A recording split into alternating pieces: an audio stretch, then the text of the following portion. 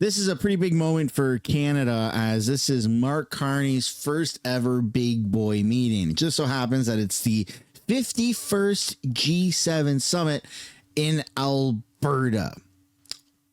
I'm just going to say that again. It's the 51st G7 summit that's taking place in Canada, Alberta. I mean, that's pretty funny. I can't hear you laugh through the screen, but I'm assuming you're really, really laughing because it's pretty funny that it's the 51st G7 happening in Canada, where Trump has continuously called us the 51st state, especially Alberta going through the separatist movement. Anyways, welcome back to the channel. Welcome back to another video, everybody. I hope you laughed. If you did, even if you didn't, it'd be super awesome for you guys to hit the like button and subscribe to the channel. It would be really, really helpful. A lot of people are going to want to see this information because we're all waiting and anticipating what MarkCarney is going to be prioritizing at the G7 summit. And we're also not really too focused on Canada at the G7 summit. All eyes are pretty much going to be on President Trump because, well, Trump has laid down big dick swinging. I mean, he's been tariffing and trade warring and really screwing over a lot of the countries that are going to be there. And so everyone's going to be saying, hey, Papa Trump, what can we do to have our tariffs removed so we can, you know, not be in this situation? So it's going to be very interesting. But in the meantime, what are we expecting to happen? What is the lay of the land? Well, we actually have a little bit of insider information. So let's take a look at this video. But before we get into today's video, we do have a message from today's sponsor. This video is brought to you by today's sponsor, Private Internet Access. If you're fed up with government censorship and the government tracking and then selling your data, well, boy, oh boy, do I have a fix for you. Private Internet Access, my go-to VPN, is the best way to cloak yourself so that you can browse the internet anonymously. Also unlocks a whole bunch of censored news here in Canada, which is the Liberals' quota. In addition to that, when you have Hulu, Netflix, Disney Plus, it allows you to access content that is restricted by this country. So you can use American Netflix, French Netflix, Italian Netflix, whatever it is that you want. There are so many benefits to Private Internet Access, but my favorite is the fact that it works on so many different devices. One subscription protects unlimited amount of devices at the same time. You can also change your IP address to more than 91 countries around the world. If you use my link down below in the description or the pinned comment below, you'll get 83% off Private Internet Access today. Alternatively, you could go to piavpn.com/sunshine to get the exact same discount. Thank you, Private Internet Access, for sponsoring today's video. Narendra Modi will be among the world leaders arriving in Alberta for this week's G7 summit, a meeting that will be dominated by several pressing issues. With a look at what to expect, here's CTV's Colton Prale. A meeting before the meeting. Who's going to win tonight? Oilers. Prime Ministers MarkCarney and Keir Starmer will discuss UK-Canada relations Sunday ahead of the G7 meeting in Alberta next week. International security and intensified fighting between Israel and Iran will be a primary focus. Forces the leaders to take their focus to some extent off what they were thinking about and trying to come up with a joint statement. Also topping the agenda is the global economy. It's forecast to experience its slowest decade of growth since the 1960s. But U.S. tariffs mean discussions could prove tricky. We are actually working on cutting tariffs and making it all very fair for both countries. It's so weird. This is from 2018 in Quebec. Do you guys miss Trudeau? Was Trudeau less crazy than Carney, or is Carney actually worse than Trudeau? Let me know what you guys think. I've actually been told by a few people that they miss Trudeau in the sense that Carney is far worse. I don't miss his face, though. I'll tell you that. I don't miss his face. I don't miss the way he talks. I don't miss his Pride Month socks. The last time Canada hosted a G7 in 2018, it also faced tariff challenges. But that ended with Donald Trump leaving the summit early and insulting Justin Trudeau on social media. They want this meeting to be a success. They want to keep the United States at the table. So they're going to look for areas where there might be an agreement on energy security, on critical minerals. Similar political tact will be needed when dealing with India, one of many non-G7 G7 countries joining the summit on day 2, but an invite that's raised controversy. We have to find a way to deal with partners who might be difficult, but nonetheless are important to our economy. Canada is reportedly working on enhanced intelligence sharing agreements with the country, despite allegations Indian government officials are tied to the assassination of Hardeep Singh Nijjar 2 years ago.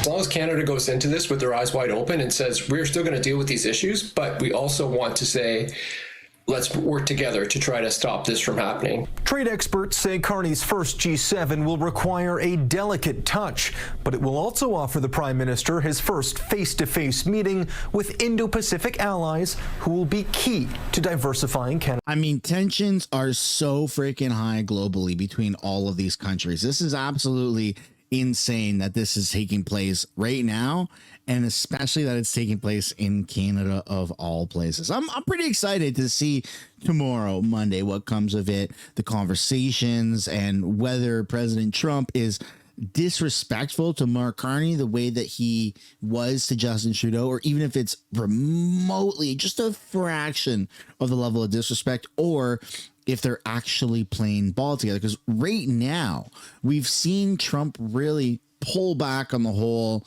Governor Trudeau, like he's never called Governor Carney. So it seems like there is a little bit more of a respect already out the gate. But again, we're just going to have to wait and see. But now we're going to take a look at Rosemary Barton, who sits down with Dominic LeBlanc, Liberal MP, Carney's right-hand man and left-hand man, and Justin Trudeau's babysitter, like actually babysitter when he was a kid. So let's take a look now at this, because they provide a little bit about some lay of the land as to what we can expect with the actual G7 right from the horse's mouth.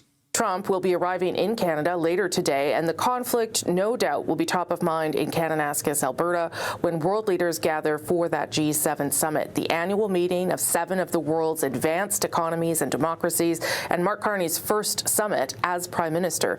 Carney has also extended an invitation to several other countries like Mexico, India, Brazil, and Australia. All of this will take place, of course, against the backdrop of Donald Trump's aggressive tariffs on Canada and other nations. I spoke to Dominic LeBlanc, the minister responsible for Canada-U.S. trade. Minister LeBlanc, thank you for making the time. Good morning, Rosemary. I want to start with the G7. It does have an expanded list. There's the G7 happening on Monday, and then there's a sort of a broader group of nations that have been invited by the Prime Minister. What is the goal there by bringing some of those people to the table, whether it be Brazil, Australia, or others? It's a tradition, I think, that's existed over a number of years of including I know when Canada hosted the last one in Charlevoix, there were other countries as well. I think it speaks to economic security and prosperity issues. If we want to talk about critical minerals, energy security, the G7 countries obviously have a big part to play, but there are some of the bigger global economies that might not be in that bucket that could probably be invited. It speaks to, I think, a desire of the Prime Minister to focus on Canada's economic security. It should be, one would think, positive for other G7 partners. Also, in Canada's context, it continues our ability to diversify economic relationships beyond traditional partners as well. And I imagine you will say that when I ask you about India, but there is consternation, even inside your own caucus, about inviting Narendra Modi, given that we do not have a sense that the Indian government has taken seriously some of the direct allegations that came from the former Prime Minister. Why should Canadians feel comfortable that he's been invited? Again, for the reasons I won't repeat them, but India's economy and its role in global provisions of things like critical minerals, energy security is obviously significant. But that doesn't mean we're turning a blind eye to past allegations. On the contrary, absolutely. The RCMP, intelligence services are doing their... No, they're not. Nothing is to come of it. This is just to keep the gate open for the word democracy to still have any form of relevance. No, not if something were to come of this, they would have found it. This has been like a year-long investigation into something that took place over a year ago. There's no new information. There's no new leaked text. There's no new hidden motives that are now being discovered. Like, no. India, if they did it, they got away with it. I don't agree with that fact, but it is what it is. Canada should not be harboring terrorists with trading that are deemed by trading partners. We should be playing ball with other countries. If there were some terrorists that were a threat to Canada that were living in other countries like in India, and we knew about it and we told the Indian government, chances are the Indian government would say, okay, well, what would you like us to do about it, right? Maybe they would, maybe they wouldn't. But the way the way that Justin Trudeau handled this entire situation, no, it was really, really poorly handled and affected our relationships. So I think MarkCarney is going to stay clear of any of these conversations talking about the killing of Najar Singh, whatever his name was, right? Their work. I was the public security minister previously when some of these issues came to light. I have a lot of confidence in the RCMP completing their work. If you think about Thanksgiving weekend a year and a half ago, the RCMP commissioner had a public news conference to basically issue a warning. All of that work continues to be done, and all of those concerns remain. So the Prime Minister of India participates in a discussion with around global economic issues, takes nothing away from the importance of the rule of law in Canada or the work that the RCMP and their partners continue to do. So what does success look like then at this summit? We know there's not going to be a joint communique. Is it just about expanding relationships, developing more relationships? Success from this G7 meeting would be if Trump doesn't talk about the 51st state, if Trump actually respects our prime minister, and if there's no humiliation rituals or tactics that are on display, if everyone gets along and we talk about, the tariffs being removed, whether that's a discussion or whether there's a final decision that's made, that would be success. That would be tremendous success. Trump removing the tariffs while in a meeting in Canada. I mean, that is poetic. Let's go for that. What should Canadians be watching for to come out of it?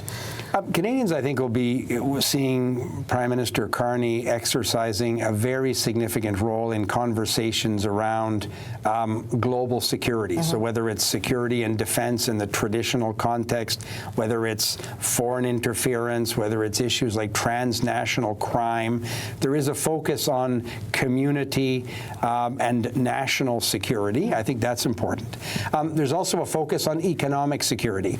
So if you think about how the economy has become fragmented or vulnerable to particular challenges, including from the United States, other G7 partners have not been immune either from some of the trade actions of the Americans. I think the G7 is an opportunity for those countries to discuss with one another a way perhaps to put the global economy on a more reliable footing. Is there any chance that there'll be any kind of deal with the United States? I'm not talking a whole global deal, that they reduce the tariffs on steel and aluminum as they seem to have agreed to with Mexico. Is there going to be any movement with the United States there? You're the one doing a lot of that work. Yeah, and I'll continue to do that work. I'm hoping to talk to Ambassador Greer. It's not clear if Secretary Lutnick is part of the U.S. delegation. The trade representative is. Prime Minister, of course, will have a meeting with President Trump. Those conversations will be extremely important. I have learned, Rosemary, and I'm governed by the advice of people with a lot more expertise in these issues, like our ambassador in Washington, Kirsten Hillman.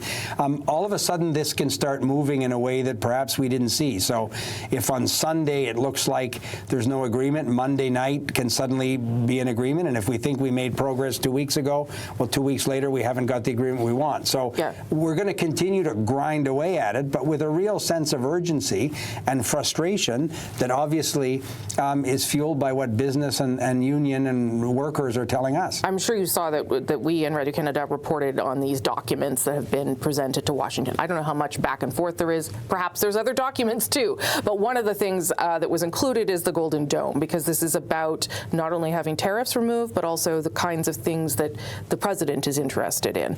How far along are you in sort of ticking off boxes in terms of here's what you want, here's what I want? Well, not far along enough in the sense the tariffs haven't been lifted against Canada. Yeah. So we've been clear with the Americans that we're prepared to do significantly more in the defense, security context, dealing with some challenges to the North American economy, like the non-market practices of China dumping steel and aluminum, amongst other things, in the North American economy. So those conversations are ongoing. This shouldn't surprise anybody. No. The Prime Minister said he wanted to negotiate a new security and economic partnership with the United States. So that's exactly what we're doing.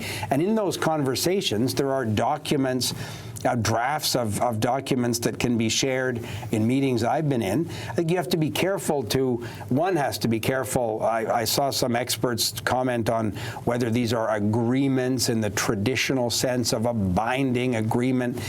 You can exchange paper and documents in draft form to sort of focus the attention on the conversation we had, and that's the process that's been ongoing. Would it be fair to say that there may be a conversation happening between the President and the Prime Minister, and everything seems to be going one way, and then you talk to Secretary Lutnick and it's a different way? Like, is it hard to focus the conversation, given that the President is sort of notoriously hard to focus and might be getting different advice from different people around him? Yeah, so I don't pretend to imagine how the administration is organized in the United States, and the premise of what you said would apply to conversations with Secretary Lutnick or Ambassador Greer, talking to our ambassador. Like, sometimes it's like 2 steps forward and 1 backward. We make progress. We have what we think is a positive conversation about a particular issue, and then a few days later, there's different versions of the same issue that are raised, or different challenges are surfaced. So I think what's important, Rosemary, from our perspective, is the Prime Minister established with President Trump on that visit to the Oval Office after the election and in the working lunch afterwards, what we think is a constructive, respectful, business-like relationship. So all of the people I've spoken to say that that's critical. I mean, at least it's been better than his relationship with Justin Trudeau so far. There's a lot of room to grow. There's a lot of room to fail. But so far, the relationship has been more constructive and better, more respectful than that of Justin Trudeau. Objectively, that's undeniable. For Canada to get the outcome we want. The problem is we're not getting it as fast as we want, and that's why we're going to continue to, for example, maintain retaliatory tariffs. The Americans raised that with us. The easiest way to remove Canada's retaliatory measures is to lift the tariffs that shouldn't have been applied in the first place. I want to ask you one question about C5, the One Canadian Economy bill.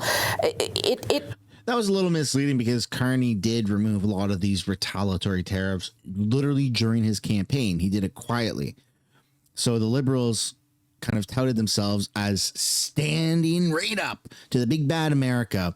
And then on the back end, they removed all those, all those retaliatory attacks. So it's a little disingenuous to say that.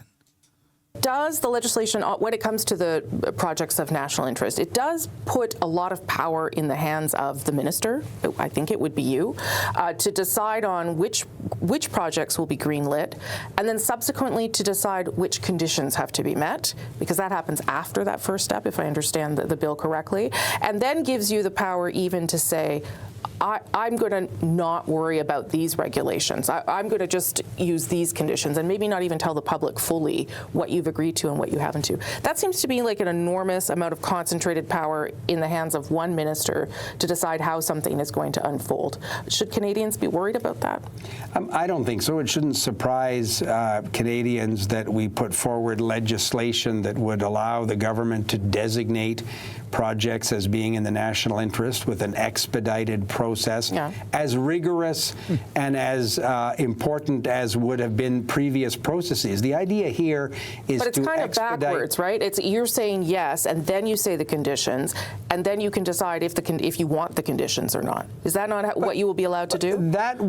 First of all, that'll be based on advice from ministers responsible for individual statutes, environmental legislation, fisheries and oceans legislation. So this doesn't happen in a vacuum. Okay. This also happens with the participation of provincial and territorial governments, and it also requires an actual proponent most cases, it will be a private sector entity that comes with a provincial or territorial government and says, we want to undertake Project X. So there's a lot of, I get it, I've been an opposition MP too. It's you simplify things and you take a set of facts and characterize them in the most negative way and say that's how this is going to work. That doesn't necessarily mean in reality how this legislation will operate.